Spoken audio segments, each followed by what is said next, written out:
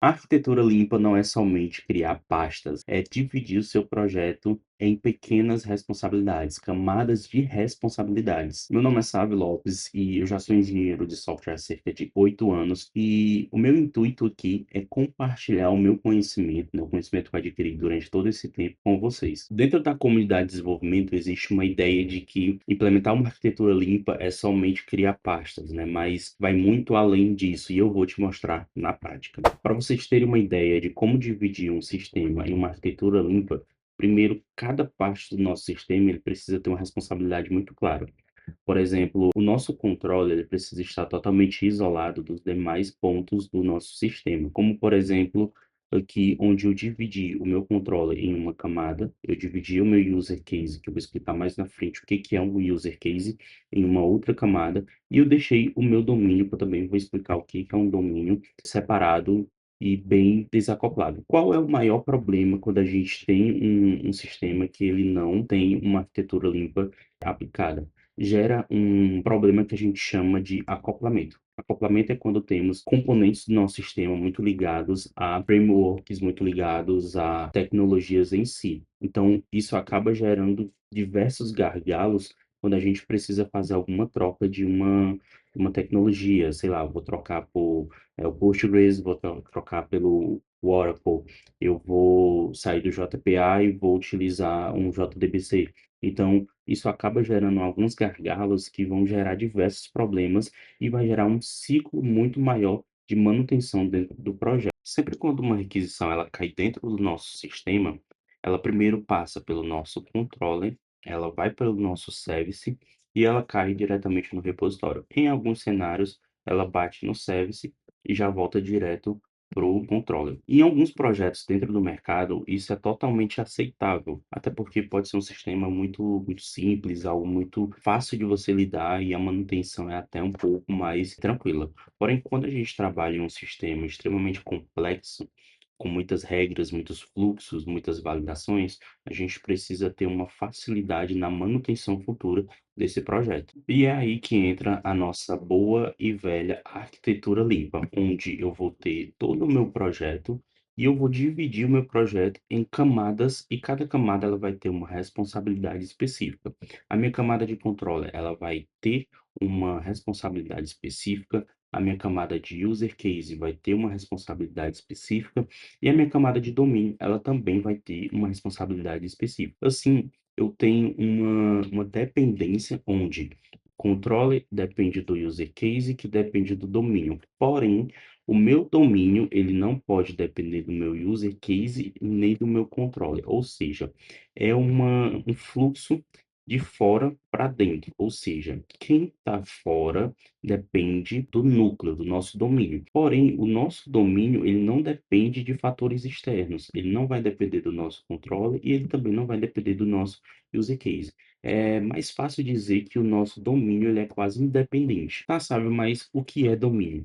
Domínio são classes dentro do nosso sistema que comporta todas as nossas regras de negócio. Ou seja, tudo que for referente a regras de negócio vai ficar dentro dessa classe. É uma classe que não tem nada relacionado a frameworks, ou seja, ela não vai utilizar ali, por exemplo, uma arroba entity em JPA, ela não vai utilizar algo relacionado a um Hibernate da vida, nada relacionado a um Spring, é uma classe extremamente pura, ou seja, só vai ter atributos, só vai ter os métodos construtores e só vai ter os métodos get e set e alguns métodos referentes às regras de negócio. Camada de application e user case. Geralmente você vai ver um pacote criado dessa forma, ou seja, um pacote chamado application e dentro desse pacote tem um outro pacote chamado user case. Você já deve ter feito alguma relação com o user case porque ele se assemelha muito com o nosso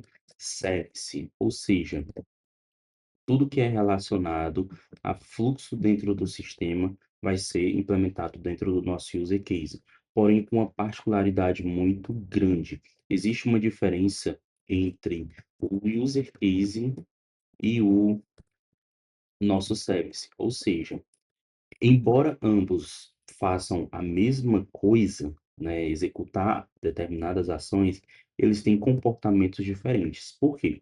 Porque dentro do meu user case, eu vou ter somente um método que vai executar uma única ação. Ou seja, se eu tenho um user case que é para criar um produto, eu vou ter create product use case. Ou seja, essa classe ela vai executar uma única ação. Ela vai executar uma ação de criar um produto. Porém, se eu tenho um classe chamada product service, eu tenho dentro dessa classe, eu vou ter o método de create, eu vou ter o método de update, eu vou ter o método de search all, para buscar todos, eu vou ter o método de search by ID, eu vou ter o método delete e por aí vai. A partir do momento que eu tenho um product service dessa forma, a chance desse service inflar é muito grande, né? Então, futuramente eu posso ter um método de validar, vou ter um validate. Eu posso ter um método de enviar um e-mail, então eu vou ter send e-mail. E assim, esse meu product service, ele vai inflando cada vez mais, né? Isso acaba até ferindo um dos princípios lá do Solid. Então, toda vez que a gente for criar um user case para um determinado domínio, então a gente vai criar um update, product, use case, a gente vai criar um search, ao product, use case e assim sucessivamente. Ou seja, para cada ação que a gente tiver, a gente vai criar uma classe específica para isso. Nossa camada de adapters. A nossa camada de adapters é onde fica toda a nossa parte de comunicação, seja um controller ou uma comunicação com uma fila, se for o caso, né? Então, aqui a gente vai ter controllers, a gente pode ter ali uma fila, então a gente pode ter um Kafka, por exemplo, e frequentemente você vai ver pacotes criados dessa seguinte forma. Você vai ter um pacote chamado adapters, você vai ver um outro pacote criado como in, né, de entrada, e você vai ver um outro pacote criado, por exemplo, web. Então, possivelmente o seu controller ele vai estar nessa camada aqui de web, né? Então, os adapters eles vão servir justamente para isso, né? Ou seja, o pacote de adapter ele vai servir para definir a responsabilidade do sistema relacionado à parte de conexão, de recebimento de informações com o mundo externo. Nossa camada de infraestrutura é onde vai ter todas as configurações do nosso projeto. Então, dentro desse pacote, eu vou ter pacote de config, eu vou ter um pacote relacionado à persistência. Então, é um pacote onde eu deixo configurado tudo que é relacionado a configurações dentro do nosso sistema. Os benefícios de você utilizar uma arquitetura de microserviço, eles são muito claros, né? Então, você tem uma facilidade para testar projetos, né? O seu código em si, ou seja, ele se torna mais fácil, mais acessível de ser testado, até porque você separou em pequenas camadas, né? Então, a responsabilidade ela é muito dividida, sem contar que você consegue testar o seu núcleo, né? O seu domínio da aplicação, sem a necessidade de subir uma aplicação Spring, sem a necessidade de subir um banco, por exemplo.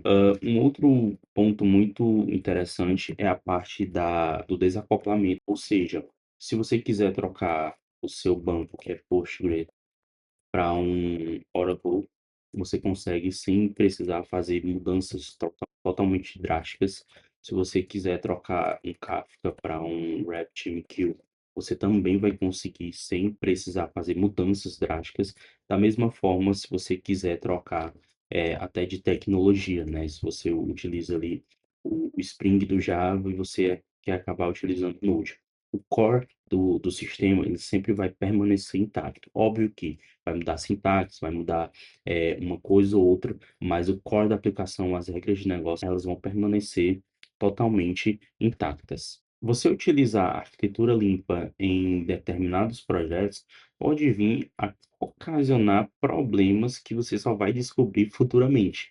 Ou seja, Você precisa ter uma certa noção de quando utilizar a arquitetura limpa e quando não utilizar. Se você tem um sistema que é extremamente simples, não tem tantas validações complexas, é um sistema pequeno mesmo, né? É composto somente de CRUDs, não faz sentido você utilizar uma arquitetura limpa. Até porque quando você cria, você implementa uma arquitetura limpa extremamente fiel, você vai acabar criando muitos pontos de classes que você vai acabar tendo um certo trabalho para ficar mantendo aquilo.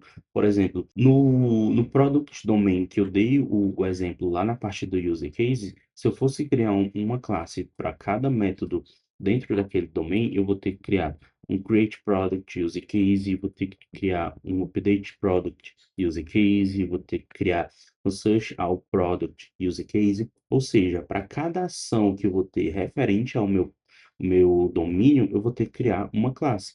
Porém, se eu tiver somente uma classe chamada Product Service, que vai ter o método create, update, search all, search by ID, delete, validate, send e-mail, somente uma classe, ela vai resolver o problema. Então, você precisa ter esse feeling de quando utilizar e quando não utilizar. Você deve utilizar quando seu sistema é extremamente complexo, você precisa ter uma manutenção de longo prazo, você precisa manter uma consistência do seu projeto, você precisa ter validações extremamente complexas, o domínio ele precisa ser extremamente preservado.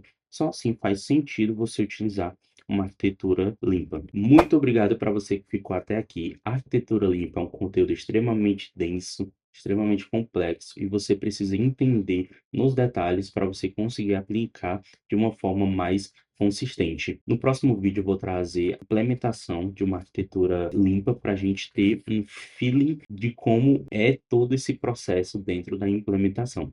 E não se esqueça de deixar o seu like, se inscrever no canal e até o próximo vídeo. Fui!